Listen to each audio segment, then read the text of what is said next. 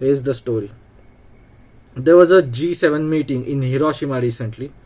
They released a statement that basically revealed their new target, China. This is after they failed to regime change and collapse and balkanize and exploit Russia. That was their plan. Cause a regime change and in the future balkanize Russia into multiple smaller nations which they can exploit later on. That hasn't happened. And now they're going against a much bigger target, that is China. I don't know why. I don't know why they're doing it. They don't have any plans. They just want to make themselves look good or what. I don't know why they're doing it. They're just shooting themselves in the foot, not just shooting Russians and Chinese. The statement is called G7 Hiroshima Leaders Communique. Here's an excerpt. Point 51 and 52. 51. We stand together as G7 partners on the following elements which underpin our respective relations with China. We stand prepared to build constructive and stable relations with China, recognizing the importance of engaging candidly with and expressing our concerns directly to China. We act in our national interest. It is necessary to cooperate with China, given its role in the international community and the size of its economy, on global challenges as well as areas of common interest.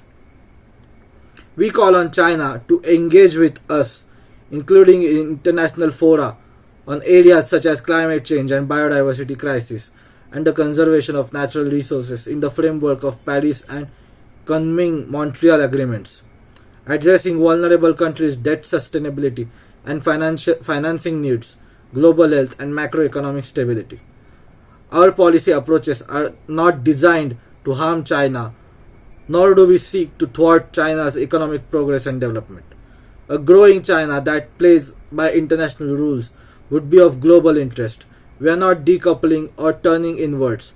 At the same time, we recognize that economic resilience requires de-risking and diversifying. We'll take steps individually and collectively to invest in our own economic vibrancy. We'll reduce excessive dependencies in our critical supply chains. With a view to enabling sustainable economic relations with China and strengthening the international trading system, we'll push for a level playing field for our workers and companies. We'll seek to address the challenges posed by China's non-market policies and practices, which distort the global economy. We will counter malign practices such as illegitimate technology transfer or data disclosure. We'll foster resilience to economic coercion. We also recognize the necessity of protecting certain advanced technologies that could be used to threaten our national security without unduly limiting trade and investment. We remain seriously concerned about the situation in the East and South China Seas. We strongly oppose any unilateral attempts to change the status quo by force or coercion. We reaffirm the importance of peace and stability across the Taiwan Strait as indispensable to security and prosperity in the international community. There is no change in the basic positions of the G7 members on Taiwan, including stated One China policies. We call for a peaceful resolution of cross-strait issues. We'll keep voicing our concerns about the human rights situation in China, including in Tibet and Xinjiang, where forced labor is of major concern to us. We call on China to honor its commitments under the Sino-British Joint Declaration and Basic Law, which enshrine rights, freedoms, and a high degree of autonomy for Hong Kong. We call on China to act in accordance with its obligations under the Vienna Convention on Diplomatic Relations and the Vienna Convention on Consular Relations, and not to conduct interference activities aimed at undermining the security and safety of our communities, the integrity of our democratic institutions, and our economic prosperity. We call on China to press Russia to stop its military aggression and immediately, completely, and unconditionally withdraw its troops from Ukraine. We encourage China to support a comprehensive, just, and lasting peace based on territorial integrity and the principles and purposes of the UN Charter, including through its direct dialogue with Ukraine. Point number 52. There is no legal basis for China's expansive maritime claims in the South China Sea, and we oppose China's militarization activities in the region. We emphasize the universal and unified characters of the UNCLOS and reaffirm UNCLOS's important role in setting out the legal framework that governs all activities in the oceans and the seas. We reiterate the award rendered by the Arbitral Tribunal on July 12, 2016 is a significant milestone which is legally binding upon the parties to those proceedings and a useful basis for peacefully resolving disputes between the parties. So they basically want to contain China. This is just basically submit to every single demand of ours. Think about this, right? Let's start with 51. Point number 51. We stand prepared to build constructive and stable relations with China. Okay, recognizing the importance of engaging candidly with and expressing our concerns directly to China. Well, the G7, particularly the United States, have acted just so terribly in terms of diplomatic and foreign relations and all the dialogues and all that. When it comes to Russia and Ukraine war, that people on the internet, other influencers who cover geopolitics, are saying that the Chinese aren't even talking to United States. Chinese government is not talking to United States government. They're not picking up Biden's phone. They're ignoring Biden completely. They just don't care at this point. That's what I've heard. So the first part of 51 is, we call on China to engage with us, including international fora on areas such as climate and biodiversity. Same thing again, just like what I said. Chinese are not interested in engaging with United States, considering how irrational the Biden administration has been when it comes to Ukraine conflict. Our policy approaches are not designed to harm China, nor do we seek to thwart China's economic progress and development. That's just a lie. A growing China that plays by international rules would be of global interest. When they say international rules, they just mean Western and American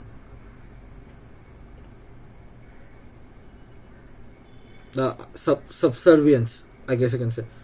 Just basically submit themselves to America. We are not decoupling or turning inwards. At the same time, we recognize that economic resilience requires de-risking and diversifying. That's what decoupling means. What they're doing basically is taking out manufacturing slowly away and out of China, while trying to keep access to the Chinese market. So they want to make money from China. They want to continue making money from China, but they don't want to invest in China. They don't want to manufacture in China, basically. That's what de-risking means. Complete decoupling is basically not trading at all. That's the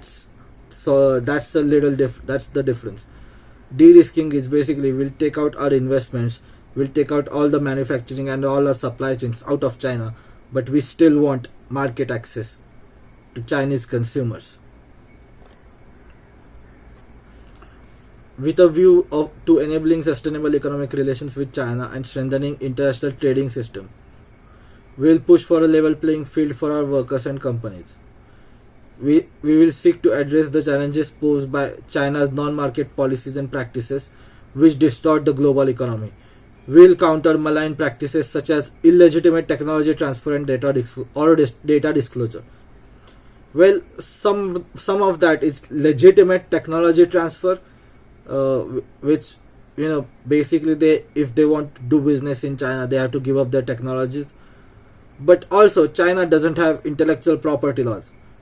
Of course you're going to call it illegitimate, but in Chinese domestic economy, according to Chinese laws, that's totally legitimate. Okay, and I think they should have sorted this mess out in the 90s when they started shipping all their factories to China. They should have asked for technology transfers, just direct technology transfers, but also strong intellectual property laws. And by the way, this is what Obama, the former president Obama, was trying to do with TPP, the Trans-Pacific Partnership. Basically, they'll get all these countries, many of the Asian countries, USA, I think UK, and maybe few European countries, Japan, and Southeast Asian countries, like Southeast Asian countries that are to the north of Australia and to the southeast of China, and basically force China to come to a negotiating table and set up international framework of sorts, an international trading agreement of sorts, where if China wishes to join, they'll have to abide by intellectual property laws. Basically, kind of like EU, European Union, but for Pacific region. That was TPP. But when former President Donald Trump came in, he cancelled out TPP. The next point. We remain seriously concerned about the situation in the East and South China Seas. Of course you are. Everyone is. Because of the supply chain in East Asia. By East Asia I mean China, Japan, Taiwan, South Korea, basically. The big giants. Everyone is concerned because most of global semiconductor manufacturing comes from East Asia, particularly Taiwan and South Korea, TSMC and Samsung. And if a war happens, you can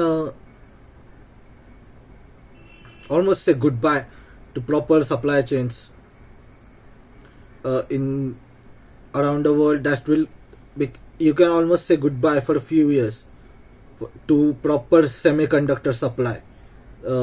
Semiconductors will be in short supply, which means massive inflation in everything that's electronic, because semiconductors are part of all electronic stuff.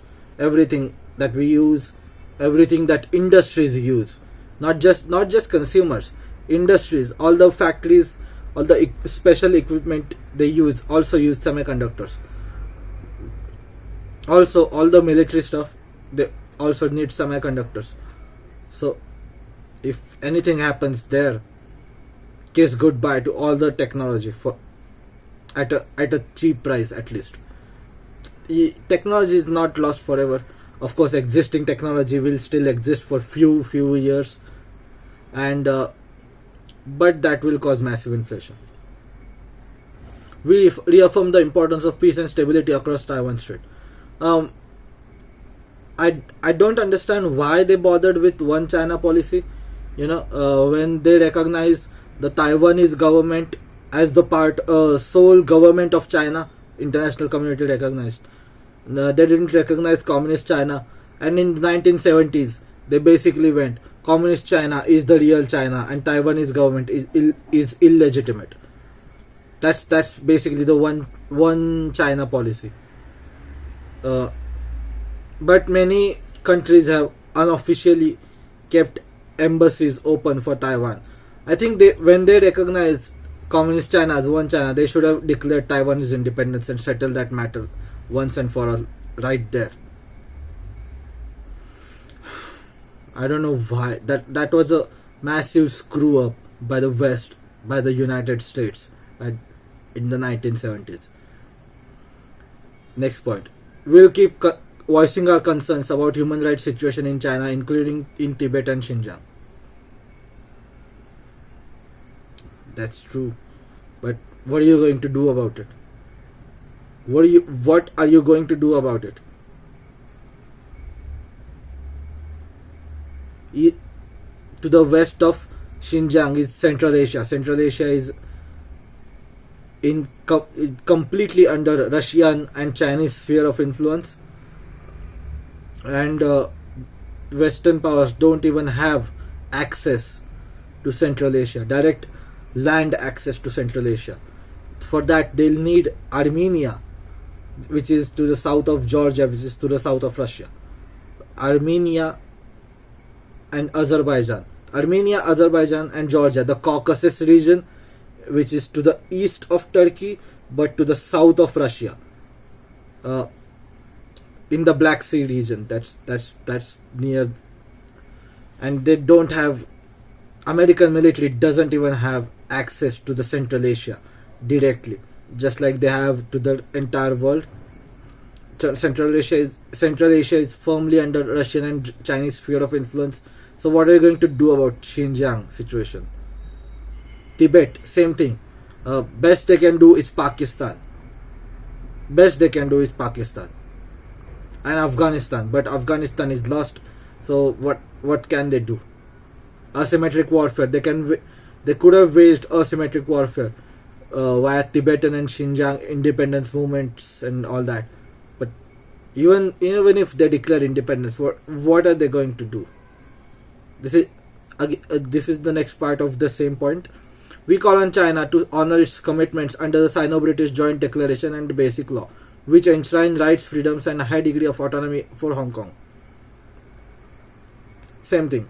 If you want to invest in Asia and all that, just choose Singapore at this point. Don't even bother for Hong Kong, unless you are getting some special deal or something, or you have already invested in Hong Kong. Just don't bother. Choose Singapore. Singapore is, this is not financial advice, but from what I've read, I'm not a financial expert, but from what I've read, Singapore is a neutral, kind of neutral.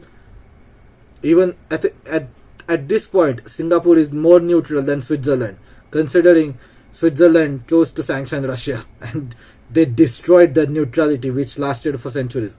Imagine you're Swiss, right? You were neutral during the Second World War against the Nazis, but you choose to sanction Russia, like over Ukraine. So anyway, I think there is a trend where UAE, Dubai and Singapore are starting to replace Switzerland as like two neutral investment destinations, because they were neutral on Russian sanctions, all that. So there's that. Next point. We call on China to act in accordance with its obligations under Vienna Convention on diplomatic relations and consular relations, and not to conduct interference activities aimed at undermining security and safety of our communities, the integrity of our democratic institutions, and our economic prosperity. Is CIA Chinese? Is George Soros Chinese? What are you talking about? The Chinese are interfering in Hollywood and in the education system, but in elections in Western countries, no. They're interfering in the third world countries, basically bribing and corruption. But in those countries, bribing and corruption are standard practices. So even if the Chinese were doing it, someone else would have to do it. In India, they probably interfere. But what does that have to do with G7? I don't think the Chinese are interfering in G7. That's I don't see how. At least in democracy, they are not George Soros, or they are not CIA, or they're not trying to start color revolutions. We call on China to press Russia to stop its military aggression and immediately, completely and unconditionally withdraw its troops from Ukraine. Huh? Well, okay, the Russians have escalated in Ukraine, but they were provoked. Don't pretend like Ukraine wanted to be part of NATO and you were just neutral and Ukraine came begging to you. You provoked Russia. You installed a new government in Ukraine and provoked Russia, but you want Russia to be stopped from the Chinese. How does that make sense? There's no legal basis for China's expansive maritime claims in the South China Sea, and we oppose China's militarization activities in the region. I don't know under what treaties China does not have a claim in the South China Sea. I don't know what. I just don't know. Please, again, I don't want